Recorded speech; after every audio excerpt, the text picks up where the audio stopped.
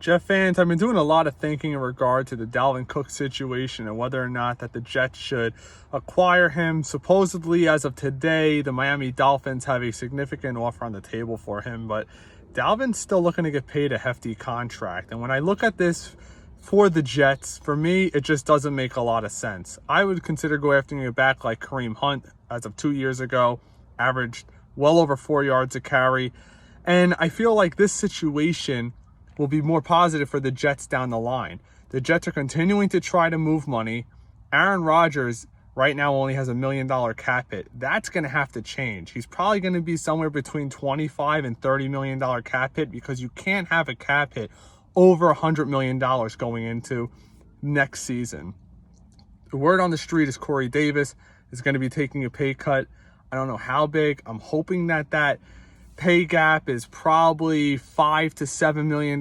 If we can get him for that range, about $5 million with incentives that can go to about 7 or 8, I think that's a no-brainer. Barring any injury, he is a very serviceable number 3 receiver and can even step into that number 2 role. God forbid Garrett Wilson goes down and Lazard needs to go to the other X position. But in regard to the stuff with Dalvin Cook, if he's going to be getting 2 years, $20 million with a boatload of money guaranteed, for me as a Jet fan, that just doesn't make sense. Maybe you could bring him in on a 1-year prove-it deal where you give him $4 to $5 million with a bunch of incentives. To me, that makes a ton of sense.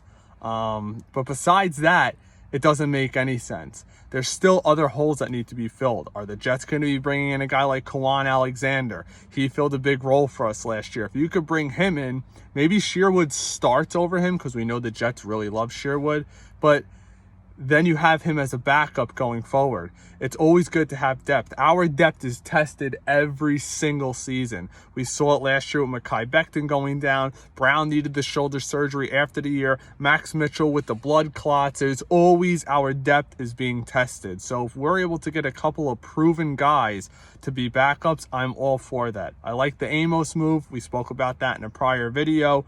He's not a game breaker, but one thing he does have is experience, and he plays when he's on a roster. So that's one thing that we know we've missed significantly over the past couple of years. So let us know what you think down below. Should we get Dalvin Cook? Should we even consider it at this point? Or are you like me? Are you a big believer that Izzy could step into that number 2 role?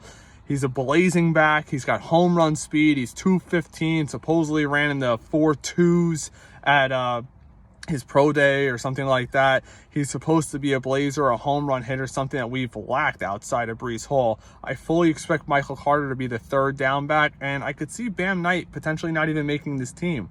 A lot of people want to put him on the practice squad, but to be honest with you, I think that there's a real high chance that the Jets just move on from him after this year. Let us know what you think. As always, go Jets.